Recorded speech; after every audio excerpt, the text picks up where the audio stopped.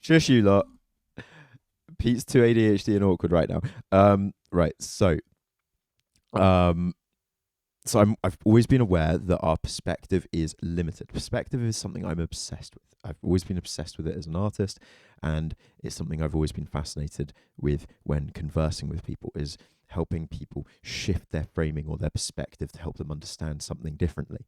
And as I thought, understanding thing from a different perspective, or learning rather, as I thought, learning about something from a different perspective could possibly help me understand the problem in a new light.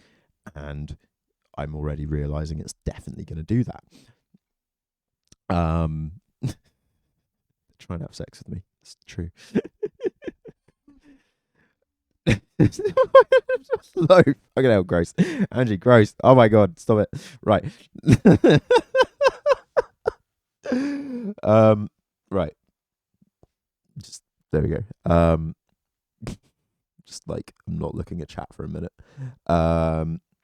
So just like literally blinkering myself from you guys. There we go. I just look off into this direction and it's fine. Just stare at my empty blank white wall.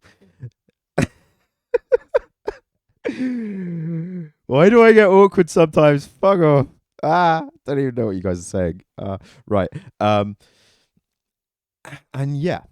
So what Tay has already found out for us is that, one, diagnostically speaking, in South Korea at least, there is no evidence for there being any more than, to this date, 350 actual diagnoses of DID.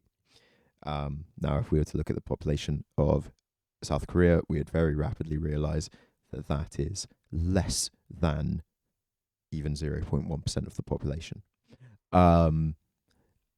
They've also managed to find some statistics from some other nations, total all round compounding for an overall statistical number for, I think it was most like Southeast Asia, places like Bangladesh and China, looking at a statistic of about 0 to 0.5% of the population could feasibly have DID. So 0.5% or less. Less than, if you were to write it as a mathematical number, it would be less than 0.5%. Bangladesh, China, and India. Thank you so much, Tete.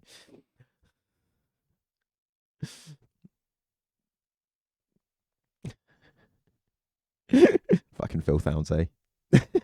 Clary with the cold hose. Now, less than 0.5% is one, as always, a very unclear number, but is markedly different to the global 1 to 3% that Chloe has touted many a time, and is one of the first, because the other statistics that we have seen, Western statistics that have been quoted historically, have always been either about dissociation, not DID, or about DID in a clinical inpatient setting, or about the dissociation in a clinical inpatient setting. They've never actually been about the question that people have been saying it's for. They've always given the statistic. I've always had two issues with the 1 to 3% issue. One is that it's just been a gross lie, and two being that that 1 to 3% was never about DID in the general population, ever. Okay? So a 0.5% or less in the general population, and a Tate, at some point I'm going to need you to find me we're going to need some Harvard referencing for some of these, but for that one, like if we can just have the reference for that statistic or any of those statistics, that is just going to be such a weighty thing for us to have in discussion and discourse with people online, for one. Oh god, the DES test is so annoying. Like, me and Lex score stupidly high points, and Lex is even higher than me, and it always just like, you have the ID, and it's just like, fuck off. PTSD, fam. Secondly, there is a potential reason for this that isn't that DID doesn't exist in their population whatsoever, but rather it is being addressed and viewed completely differently. Tay, I love you right now. Thank you so much. Um, yeah, even you, Clary, who's one of the most mentally healthy people I know in many a way.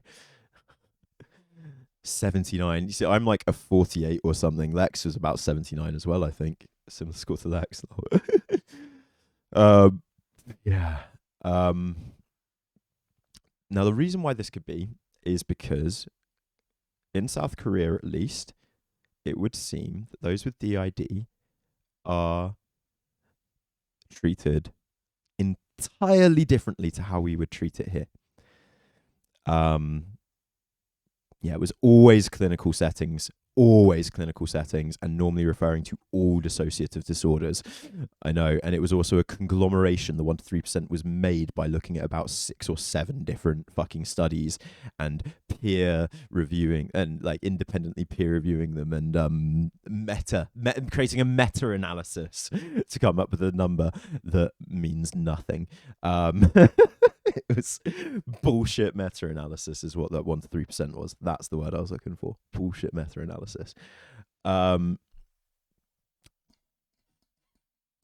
in South Korea, instead, there is as we've already learned from some of tonight's conversations, the language is so different that it allows for different ways of thinking.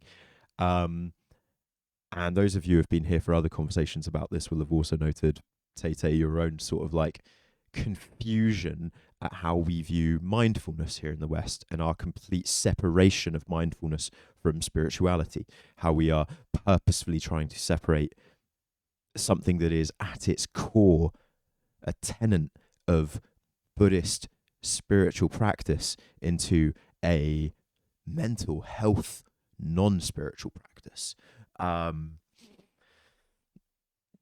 Like, that's something we're already aware of.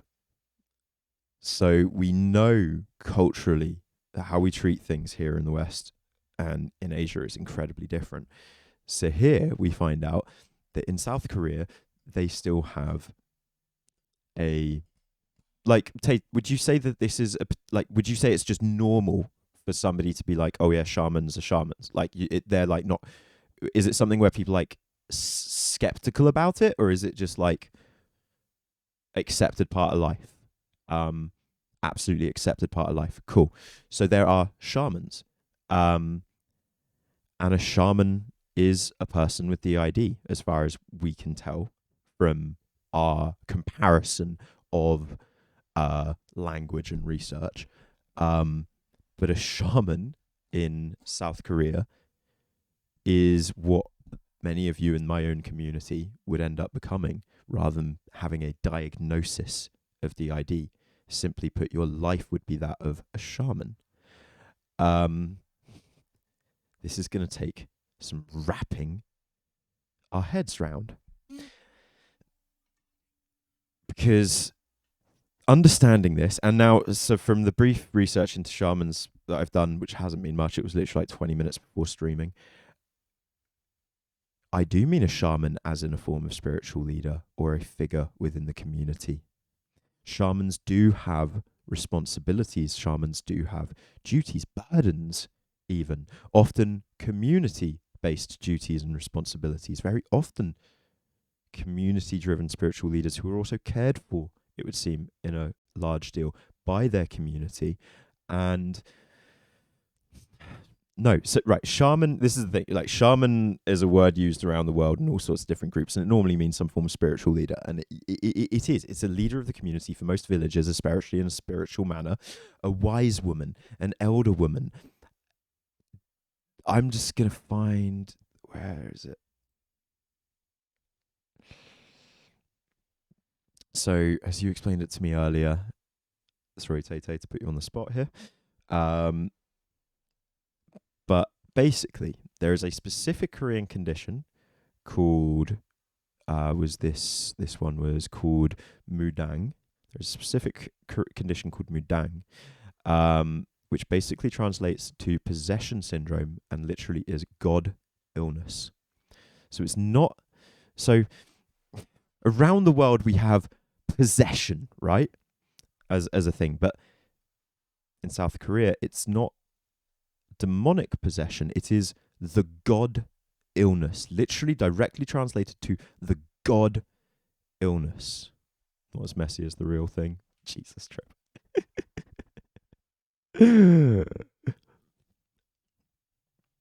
And somebody with the god illness or god possession is someone that becomes a shaman.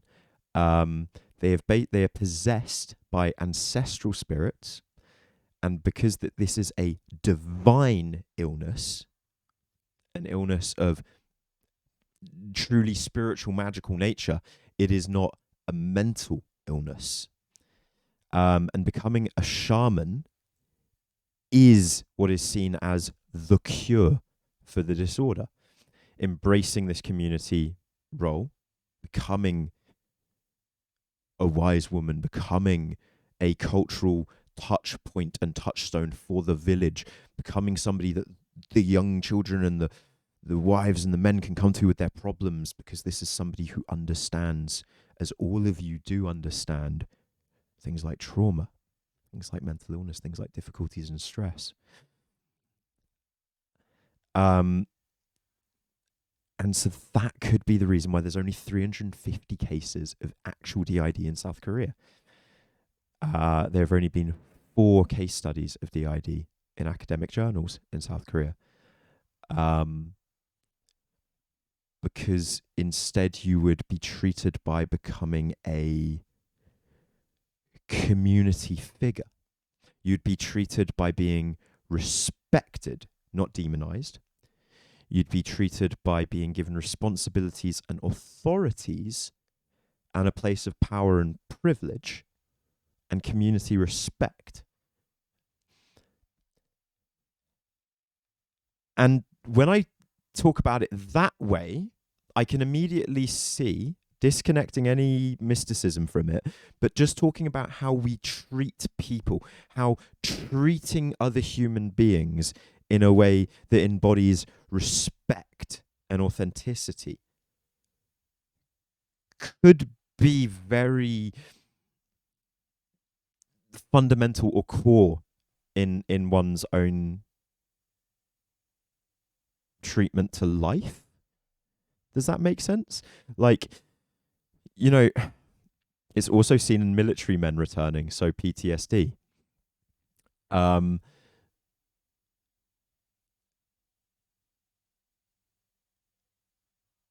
So couldn't this? So guys, like, and so you gotta to explain why this like is fuddling my brain, because I hate the conversations about endogenic shit and stuff that we have culturally plural, but I'm also all for practicality. I hate viewing DID as a gift, but I am all for practicality. And if we don't view DID as a gift, but if we were to just embrace treating people with DID in a more humanistic manner that accepts that, yeah, your lives are different to those of us without everyone else's lives. You do have a specifically unique life that affects you differently, and put you in a position of respect and not derision, and put you in a position of authority and gave you power over your own lives. I mean, doesn't that sound like, just on a personal level, that's the sort of thing that would help you? Rather than being isolated from a community, being embraced by a community. Like, don't those things just sound at their core better ways of treating certain mental health conditions than pills?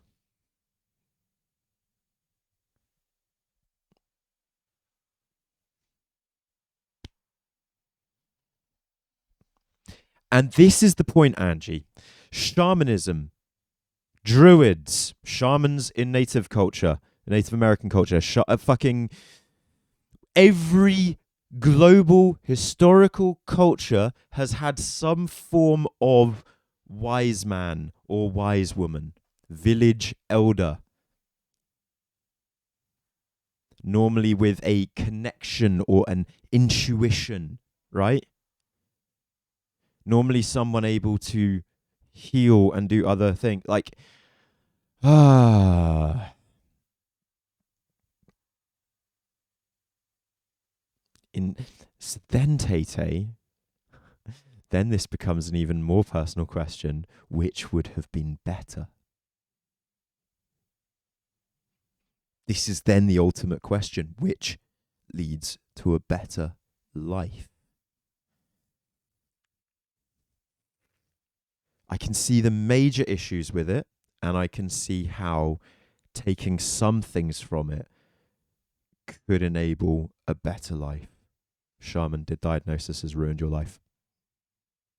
Whereas, again, in Korea, as a shaman, you could have still pursued academic pursuits. You could have still achieved those things. And rather than having a stigmatizing diagnosis, you'd be considered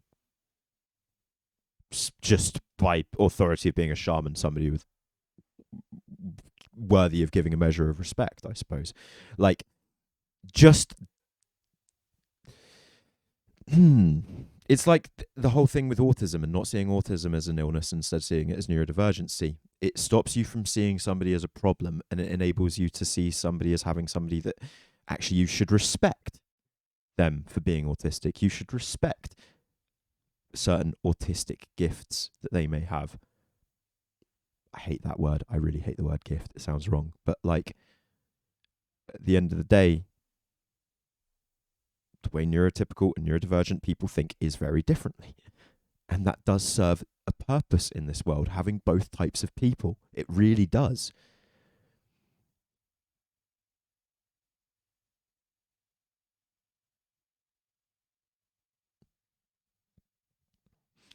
So this is something we're definitely going to be looking more into over the course of this year. Last year, I remember doing live streams setting us up for the course of the year, and this year I've done the same over the last few weeks. And yeah, this is another thing that's definitely going to be on the over the course of this year. We're going to be trying our hardest to learn as much as we can about. And I know people are going to attack me for this and be like, "Oh, why is he so obsessed with DID?" But we're going to be trying to do more research into DID, but we're going to be taking it away from the Western perspective, because I think we've done enough looking at the Western perspective. I think we've seen enough of the Colin Rosses, the Onno van der Harts, and the Valerie Sinusons, and I really need to start seeing how the rest of the world thinks. I think that's really going to be important to my own evolution as a human being, personally. I'm struggling with the link to spirituality too, because I often get around that sort of stuff. But then I listen to Russell Brand talk, and I sometimes think maybe the thing that is missing from our day-to-day human lives is some connection with the spiritual that is lacking for people these days. And that would be why we see so many people desperately trying to bring back old forms of spirituality, such as paganism, Wiccanism, Druidism. We see all these ancient forms of spirituality being really brought back lately by younger generations. And maybe that's because the absence, the absence and the lack of those pursuits in our lives does lead to some lack of inner fulfillment or joy or harmonious way of living with this world. I don't know.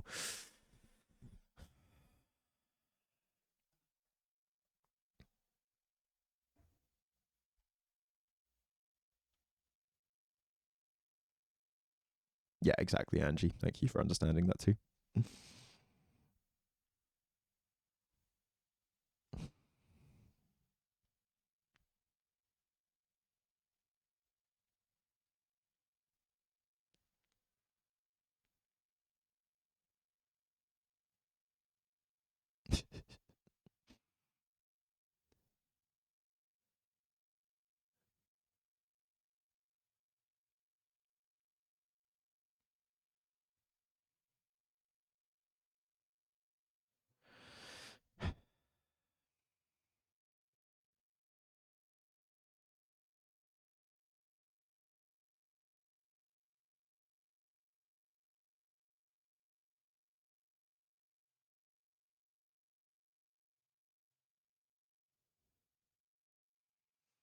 Yeah, I feel there is a lack of balance.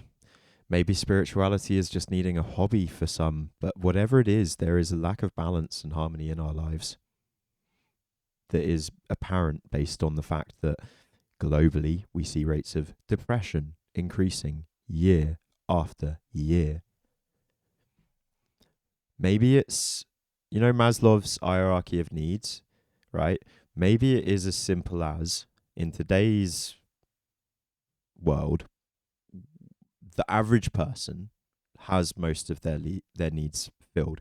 Or if you live in poverty, and you have the need for food, there are those obvious things that our animal brain says we should be able to do. Well, there's food just in the shop over the road. I should just be able to take that and eat that because I'm hungry. That's what my animal brain says to me. But my human brain is there knowing fully well that if I do that, I'm going to jail. And so my needs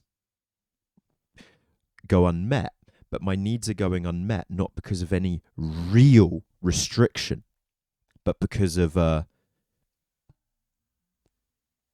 what?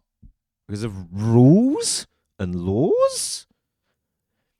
And so we find our needs met in all these areas or not met in other areas. And then at the top of the hierarchy is the need for self-understanding, isn't it? But maybe that needs to be a bit further down in the hierarchy too. Maybe the dominance hierarchy of needs. No, I'm not putting that on again, don't worry.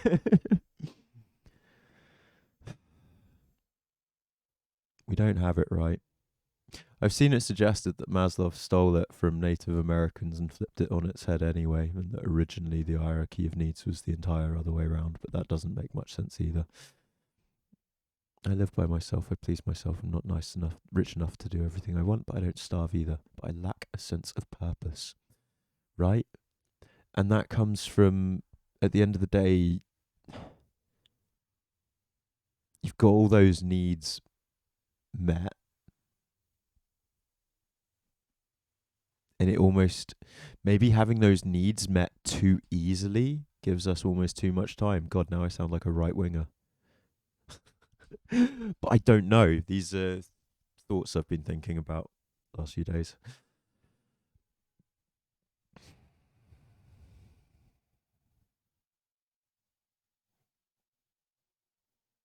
Yeah. Maybe it's literally the problem that one of the first needs after just food and safety should be self-understanding. And there is no time for that self-understanding. But then I fear that so much of the insanity that we've seen of the last 2 years, so much of the shit we see on TikTok, so much of that endogenic shit we see is people having too much time to spend obsessing over self-understanding instead of thinking about the collective, about thinking about the group, about thinking externally. People are spending literally too much time thinking internally, thinking, am I an animal spirit with 10 altars and a dream persona, instead of thinking like, oh shit, we need to help out our society because there are people starving still in the streets. Like sometimes I think maybe people are spending too much time trying to find that self-understanding.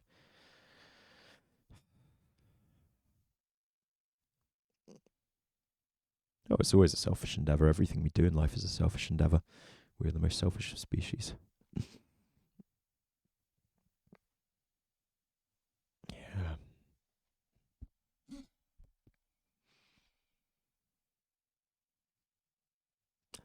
Weird existential questions that have been blowing up in my mind. An insight into Pete's weird little world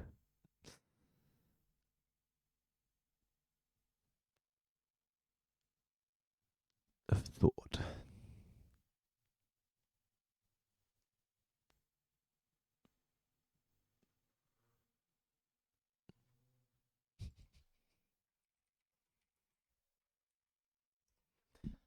You know, as always, I come back to my classic answer. Die, monster! You don't belong in this world! It was not by my hand that I'm once again given flesh. I was called here by humans who wish to pay me tribute. Tribute? You steal men's souls and make them your slaves. Perhaps the same could be said of all religions. Your words are as empty as your soul.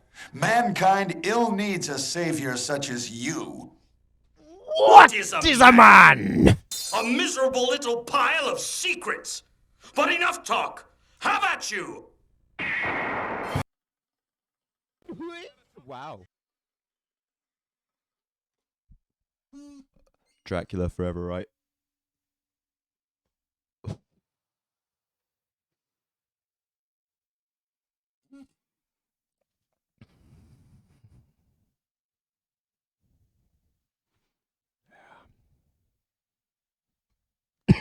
Selfishness is a good thing. Greed is good.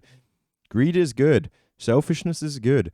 My favorite character in every anime that I ever watch always ends up being greed. Like, if there is a character that represents greed in a series, they will always end up being my favorite character. And it just got hilarious with Full Metal Alchemist, with the character Greed and him being my favorite character. But he has a speech about the greediness of nature, of greediness of mankind. And it's great. The virtues of greed, baby. Oh man, she's a peach. Sounds like she wants everything. My kind of girl. That kind of wanting is dangerous. It's not how reality works. Take a look. This is what I got for wanting something unrealistic. I disagree. You want to bring back someone that you've lost. You might want money. Maybe you want women. Or you might want to protect the world.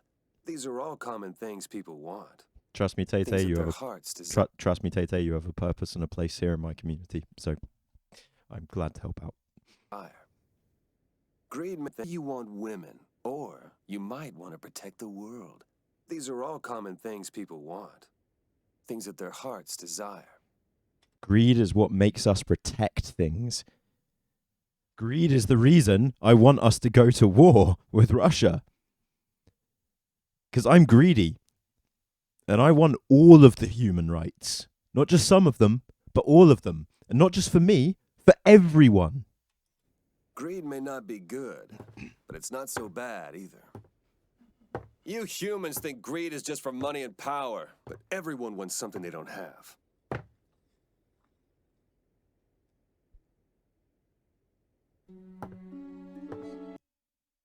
Greed is good, baby. Greed is good.